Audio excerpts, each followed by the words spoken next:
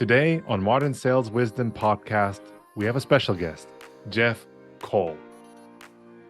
So think of it like this. I mentioned it.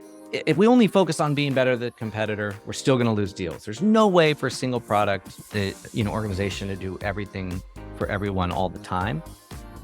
We need to be intelligent about the marketplace, etc. But imagine this, okay, Henry?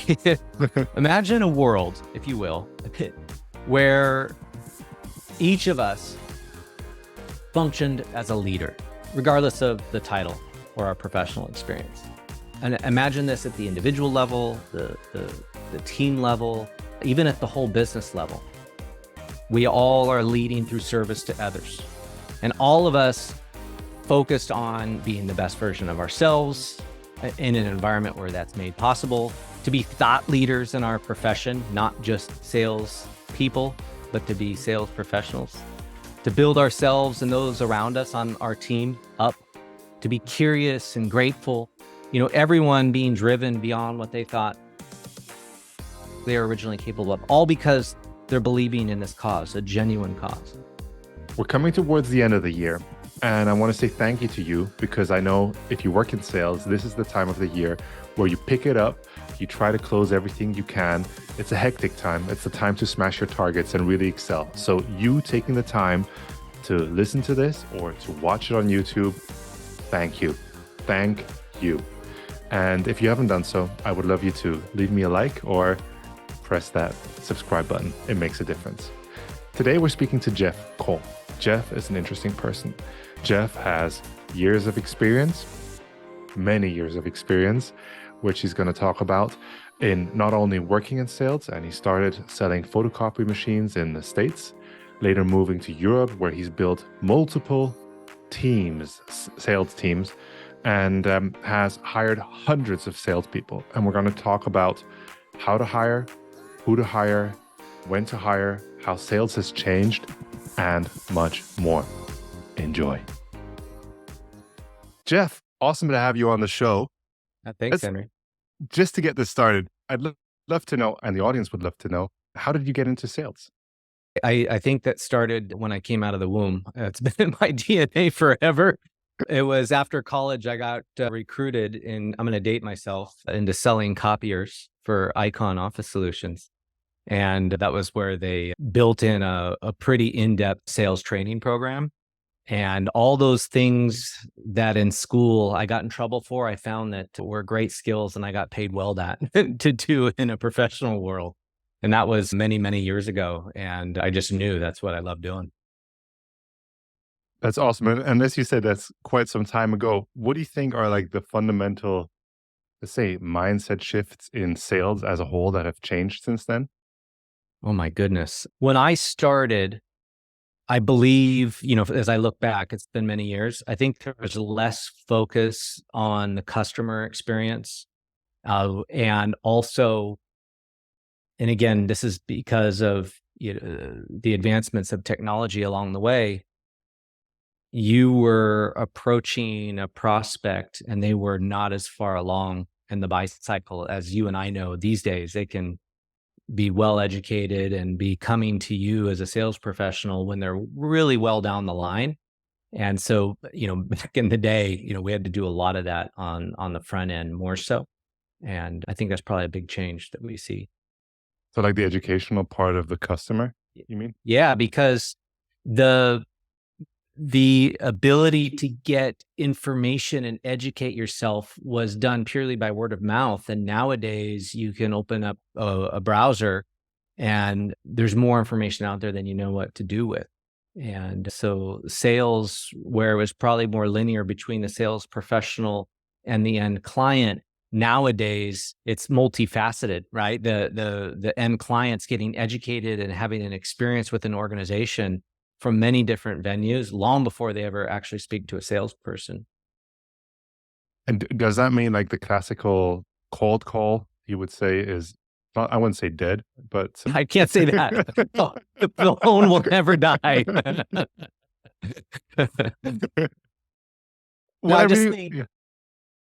Henry, I just think it's changed in the sense that as we approach a prospect or a suspect, whatever you want to call it, they're much more knowledgeable around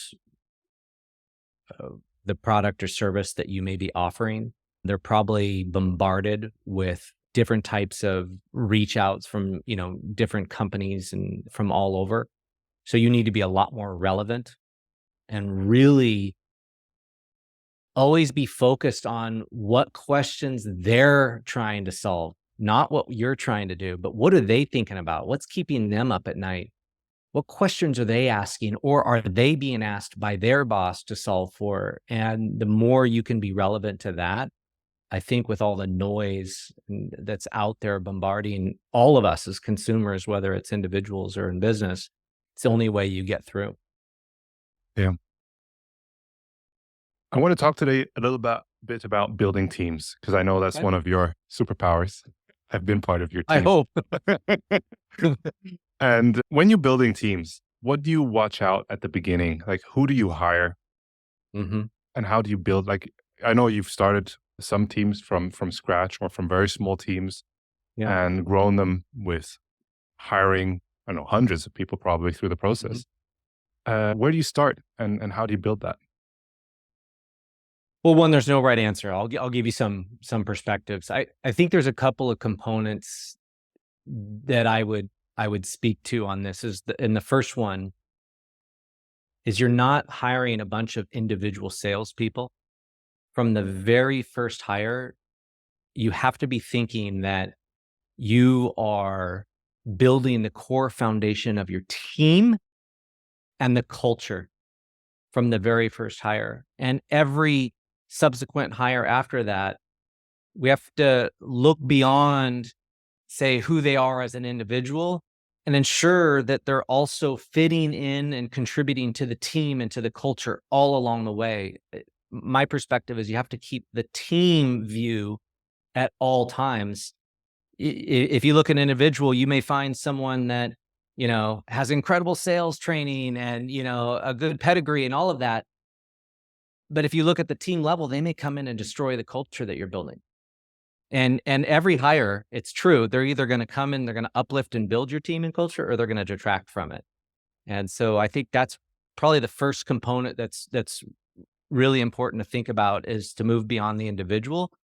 Inside of that, I would say always hire up. Lose your ego. Look for that person that can do your job better than you. And everyone can do that in their own way, regardless of the years of professional experience they may have. I would just encourage you to ask yourself with each candidate you speak to, how will this person make the rest of us better? How will they lift the rest of us up? And if you can't answer that, you should think real carefully if they're someone that's going to contribute to the team level as a whole. And if you stay true to this, I believe that's the direction you take your business and your team, is it goes up, higher up, and it'll continue to, people will be uplifting each other around them. The second component, I think, is, it's the obvious challenge that happens when you start from zero. You have no, outside of what the founders have done, or you have no real foundation to start from. And because things are changing and evolving so quickly, it's that constant challenge of pouring wet cement on top of wet cement, right? And you don't have that benefit of having a strong infrastructure set in place already. So with this in mind, if you can be lucky enough, I think, there's real value in that first hire to be a known entity in your network that has a respective industry experience, as well as some core sales fundamentals. And most important, with the hunger for a chaotic environment, you should be pretty good for your first hire, because they can really help you, get through those initial pains. And then as you bring more people on, you can leverage them from all those standpoints to help uplift everyone else that comes on board. I mean, the reality is, on that note of a chaotic environment, startups aren't for everyone. I think a lot of people say, oh my gosh, it would be so much fun. And the idea of it is romantic, but the reality is some people, and I don't say this with judgment, but some people are really more comfortable coming into an organization and knowing what that company will provide for them, and they fit in that and they go do their job. And then there's those that will simply go out and create what it is they want to see. And you got to make sure who you're getting on those initial hires, because you can't have the first, right? They may be great employees, but when you're, when you've got thousands of people, not when you're on your number one. So those would be the kind of the big points that I would, think about. But I guess I would just say that even beyond like the first, the fifth, the 10th, whatever it may be, I would make sure as you move forward, always be evaluating, be super critical. How is my current team shaping up to be the foundation for the next 30 hires? Where are we strong? What are we missing? So you really understand how you're always adding into the team to make it better, not just hiring individuals. And do you think that's more of a personal experience and personal feeling of how to build these things? Or do you think there's a methodology to this? Or is that the art of the game? Because it is a special skill. Or is it not a skill? Is it a Well, craft? I don't. I mean, I think there's skills in being able to interview, and you can break that down. There's some, documented methodologies around, helping to understand people's behaviors and experiences truly to know what you're getting. So I believe there is some skill set into that in hiring as best as you possibly can. But I also think the reality is organizations get under pressure. Times, the clock's ticking, and it can be easy to not hire up for the sake of time. And I believe that costs you way more than just waiting and finding the right person. I think in the long run, that can be a lot costlier. So, And at the beginning, you have somebody who's got a foundation, and you as a leader have to establish some form of methodology for the mhm, salespeople to follow. How much would you put an emphasis on structure and because you at the beginning you said pouring wet cement on wet cement, and how much would you yeah. say it's important to create that methodology? And what's the maybe the upside of not having too much of a methodology, or a downside, or how would Well, do and the you problem mean down like the a road? sales methodology, as in? And processes, yeah. Sales methodologies, hiring processes. I mean, there's a lot of like, hey, everybody's doing everything at the beginning. Everybody has to, Yeah, but then if everybody's doing everything, it can't be too structured and yeah, too, then it's yeah, chaotic. But what, like, there's a beauty in everything, I guess, but there's also a limit to everything. yeah. The challenge is keeping everyone focused on anyone who listens to this. They're going to cringe because they're like, I'm so tired of hearing this from Jeff. But you got to get everyone to focus on truly what's vital, right? Because there's so many things that are coming at you all the time. It's a constant refocusing on knowing what's really important right now and what's not really important, because you can't do it all. And the challenge we've all had, you and I have experienced this. I've at every job I've been at, is how do we do one thing better than anyone else? Because that explodes into a zillion different things, and just that one type of effort is really, really difficult. So I think, whatever your methodology is, you have some sort of data-driven program that helps you understand, once you've set your goals and the vision, and we can talk about that because it's all tied together. But once everyone understands what the goals are, and why we're going there, and what we're going to do there, I'll plug Skip Miller. He's fantastic. He taught us about the flight plan way back in the day. If you're, if I'm going to fly from, here to Berlin, I don't just take off and get there. I'm always checking along the way, because there's things that happen to throw me off course, slower, faster. And it's that data that we use in business to understand, to make decisions really early, to make adjustments and decisions around, how we change those things, not wait till the end of the quarter along the way, so that, we can get to where we're going. And I think that, along with people knowing this is the only thing we're focused on, put the blinders on, and we're measuring all along the way, it can really help an organization. Because I hear a lot of times, everyone's kind of doing everything, but no one really knows, are we moving the needle? Or did that actually work or did that not work? I don't know. And you want to get away from that stuff very, very quickly because there's a lot of, trials and failures and successes and, and changes so that you can get to where you're going. Sorry, it was a long-winded answer there. We'll get to that in a minute. One thing I have burning underneath my fingernails, because it's one thing I get asked a lot, and it's early stage startups or young companies, or even maybe a bit more established companies. People go like, "Would you pay somebody?" And you say it's a benefit to take somebody out of your network. So obviously they've got experience. They're good in their craft. Mhm. Somebody once told me when I was starting out 20 years ago, Yeah. and he said, if you pay peanuts, you're going to get monkeys. So make sure you get best because they're going to deliver along the long run. But thinking of that and building a team at the beginning, what do you think is the fundamentals to make sure you pay the people right? You get is it the comp plan? Is Yep. it the Yep. upside? Because Well, I would say let's not overcomplicate it. From a standard OTE, there's benchmarks everywhere, right? On what you should be paying in your industry, in your space. So I don't think that question is as difficult because you should pay what the going rate is. And you also have to focus on what's going to support your cost of acquisition, et cetera, right? So that's all got to match to make sure that you're getting an ROI from that type of investment. But inside of that, I would say that in an early stage environment, the types of behaviors that you're trying to get from your sales organization, that can change, quarter to quarter. And I think if you've got, again, look at the benchmarks that are out there and pay people correctly and right. Again, don't try to go cheap, do what's fair. To help drive the right behaviors, you can always build in different forms of accelerators and spiffs that sit outside of the comp plan. And these can be adjusted all the time to ensure that you're as the company evolves and the needs evolve, that you're adjusting those behaviors.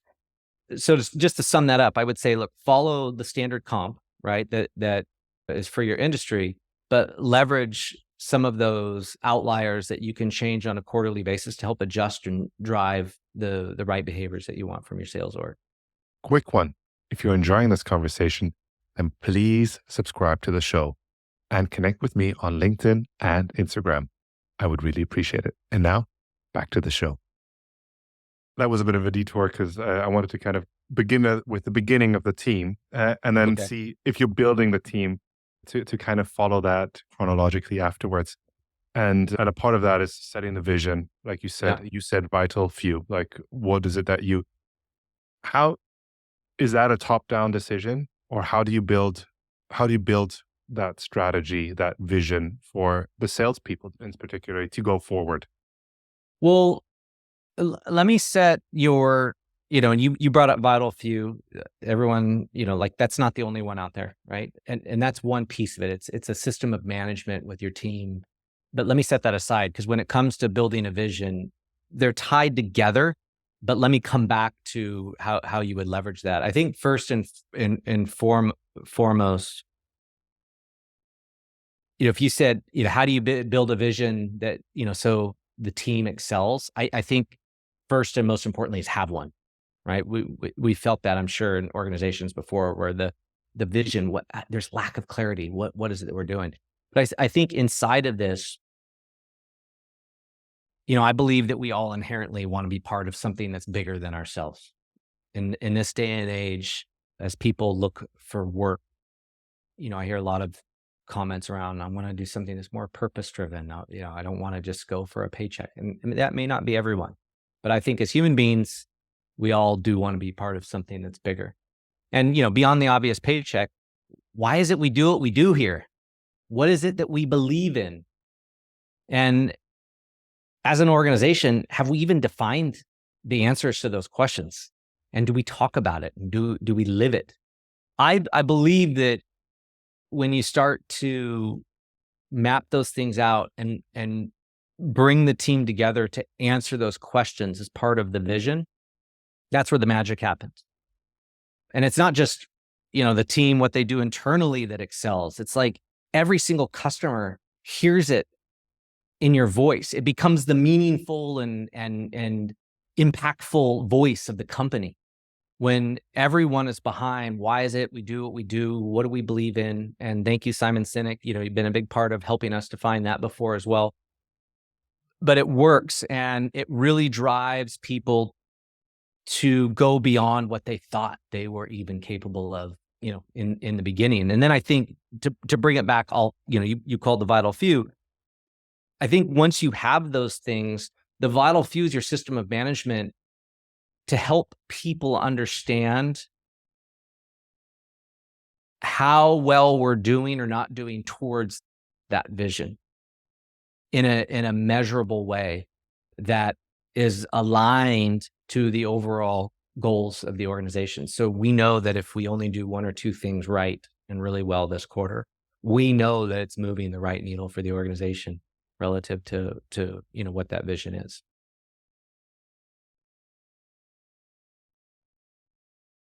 And having people within an organization, you need to develop and you need to build.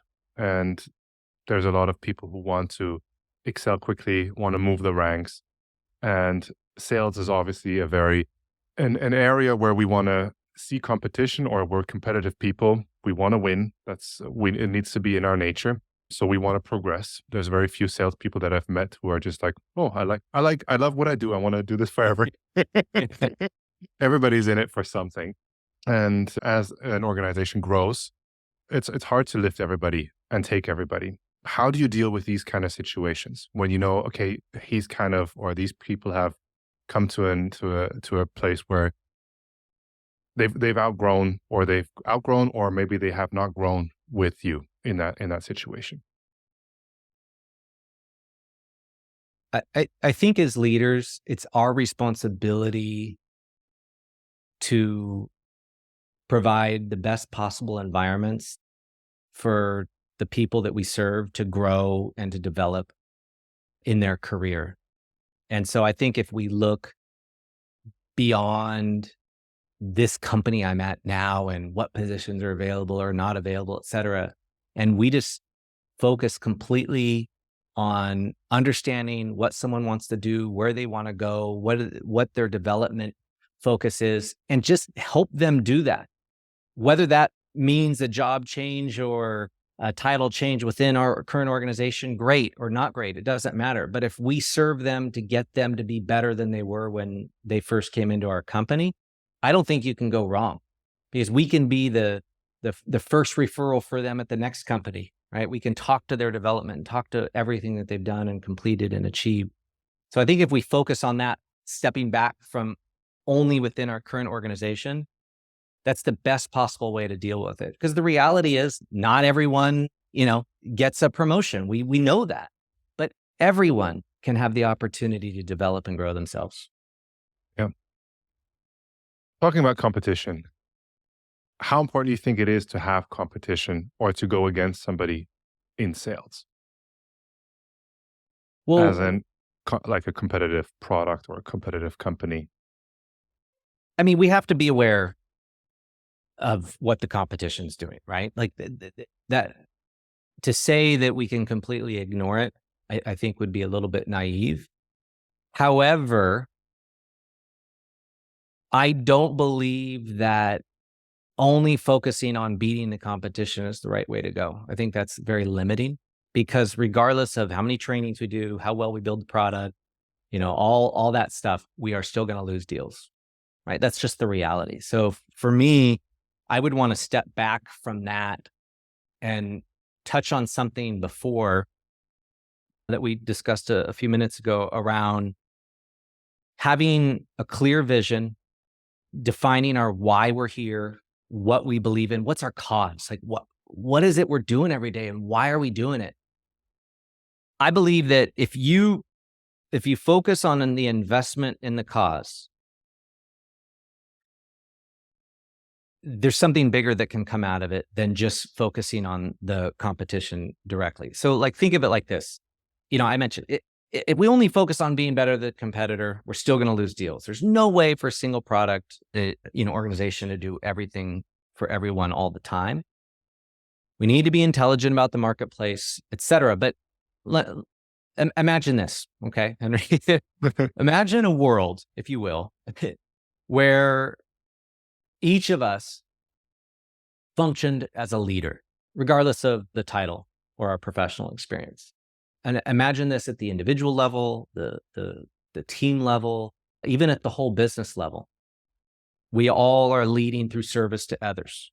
And all of us focused on being the best version of ourselves in an environment where that's made possible, to be thought leaders in our profession, not just sales people, but to be sales professionals, to build ourselves and those around us on our team up, to be curious and grateful, everyone being driven beyond what they thought they were originally capable of, all because they're believing in this cause, a genuine cause. So if you imagine that team, and I know you can because we've seen them out there. So like I said, don't ignore the competition, but I would predict that this team over the long run is going to sustain and win more often, simply because they're part of something bigger. And they understand that whether they win against a deal against a competitor today or lose a deal against a competitor today, that has nothing to do with it. Like, they're part of something that's bigger. And yes, they're going to do better next time and improve themselves, but they know there's a longer game to this.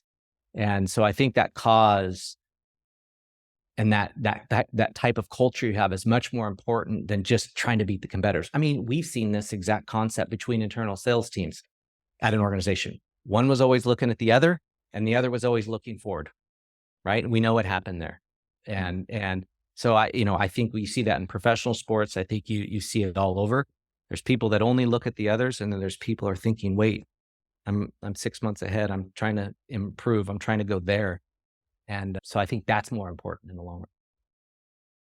How important is or how constructive or destructive is the comp plans that we know, which are quarterly or yearly based Mm-hmm. because of the stock market? That's what we're always told. Or do you think the way we compensate in SaaS sales is the right way then? Oh gosh, so I don't know. I would never claim to be an expert on that. What I do know is that in certain types of roles that may be, say, more junior versus ones that may need someone with a lot more experience, and also the sales motion that might be a little bit more at a quicker close cycle, and some that may be at a longer slow cycle. I think you have to take those things into consideration when building a comp plan, because if you have a new rep that is a year or two of experience, and maybe they're like on an SME play where it's higher velocity, and you put them on an annual comp plan, they could hang themselves if you're not careful, right? Because you could be so far down the line, it could become too late for them to do anything about it. You could have a seasoned, 15 years, 20 years experience SME AE that maybe might be able to handle that better. But I just think you have to look at the situation, understand how you structure those comp plans, that they support and challenge the individual to be successful, and have real clarity on how they achieve, how they are going to be successful or not successful. And if there's too much ambiguity in there, that can be a problem. Yeah. Before we come to the end, I want to say thank you first. Thanks for coming on the show, but also thank you for having me part of your team, because I've learned an unbelievable amount from you. I think you're one of the strongest. And vice versa. I'm not kidding. I think you're one of the strongest operational leaders I have been with. I don't know if that's due to your history of how you structure things, but it's honestly the clarity and knowing which people to put at what place at what time, and giving them the space has been exceptional. I haven't experienced it in that form before, without putting yourself as the strong light, the center of gravity. So it's been real fascinating. So thank you for that. But now, looking back at your sales career, and you've seen decades. Let's take it easy on me. You dated yourself before. What do you think are like aha moments, or maybe one moment or one piece of advice that you would be happy to have known today, or you would share with somebody to go like, dude, this is in sales, this is important. Yeah. I mean, there's a lot there, but I think when you say decades or 80 quarters or however many quarters it's been, we hear too often that it's the most important quarter ever, right? The pressure is on us tremendously all the time. It's always the most important quarter ever. And I get it. It is. Like I'm not trying to negate the pressure a business can have, in terms of the people that it's accountable to. But as a sales professional, I've been on the super big highs and I've been down in the valleys in the dark times. I wish someone had told me early on that that is all part of the game. You're going to have great quarters, and that doesn't mean it's going to last forever. You're going to have bad quarters. Doesn't mean it's going to last forever. It will pass. I think the advice I wish I had been given early on is the validation that that's normal and it's okay. And it's what you do as a professional to try to lower the peaks and raise the valleys just to get more consistency, because it's better quality of life, less gray hair, all those things where you're not living in this up and down. And that would be something I wish someone had told me early on, because it would have saved me a lot of sleepless nights. Awesome. Thank you so much for coming on the show, Yeah. Jeff. Thank you, Henry. Talk to you soon. Now we're at the end of the show, so thank you for staying on until the end. It really makes a difference to have people enjoy this. And if you have enjoyed this, then please subscribe.